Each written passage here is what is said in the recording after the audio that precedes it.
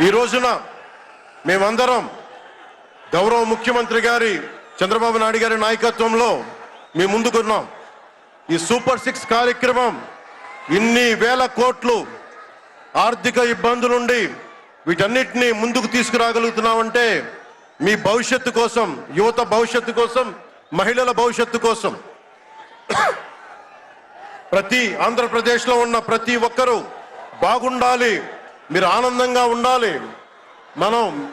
మీరే అన్నారు, ఆ రోజు మేము అడిగాం, రాష్ట్రం బాగుండాలి, యద్భావం తద్భవతి. మీరు ఎలా ఆలోచించారో మేమందరం కలిసికట్టుగా పార్టీలు వేరైనప్పటికీ రాష్ట్ర హితువు, రాష్ట్ర శ్రేయస్సును దృష్టిలో పెట్టుకొని ఈ రోజున మీ ముందుకొచ్చి ఇంత ఘన విజయంగా, ఇంత దిగ్విజయంతో ఈ సూపర్ 6 కార్యక్రమాన్ని మీ ముందుకు తీసుకొచ్చారు.